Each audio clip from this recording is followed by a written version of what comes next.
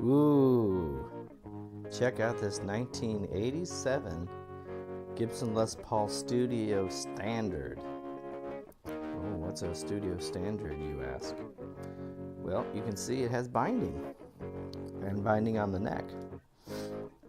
But it has dot inlays on the, I assume, rosewood fretboard, and of course a studio style headstock with the gold silkscreen logo.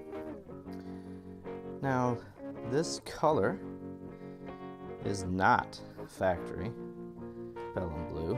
If you see, it's got some sparkle in there, and some of my viewers may remember or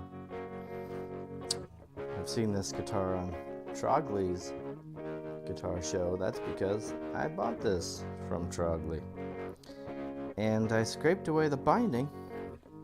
He had just scraped away a little bit at the top because when they refinished it, they painted over the binding. And this is my first time ever scraping binding, as you'll painfully see. I got better as I went along, but I did fuck it up. However, you know, it was a refinish, and the finish wasn't like super great. It was definitely an amateur style of finish, but pretty good for amateur. I thought it turned out pretty good, and I decided, you know, I'm going to keep this workhorse just like that. I ganked it up pretty good too in a couple spots on the body where I slipped with my scraper. Unfortunately, screwing it up more, or adding mojo, as I like to say. Came with a couple of the caps on the reflector knobs missing. I thought that was kind of a cool touch though. I did put this aftermarket pickguard on, which you can see does not fit perfectly.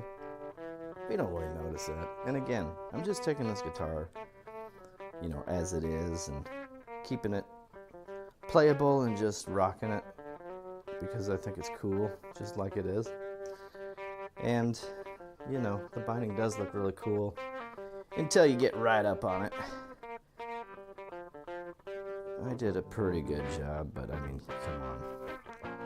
I would have done better. I'll do better next time, I mean, if I ever have to do this again, which I hope I don't. I watched a lot of videos on how to do it, and saw the Stu Mac video, and saw a couple other guys using razor blades or whatever. My dad had some actual scraping tools that I used.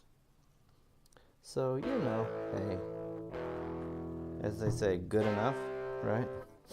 The back is pretty interesting. It's got a lot of wood grain showing, which to me, probably they stripped it down and sanded it and didn't put enough or any wood filler on it. But, you know, again, it gives it some interesting character. I tried to get the story on it. All I know is it was owned by a player, a gigging player from Texas.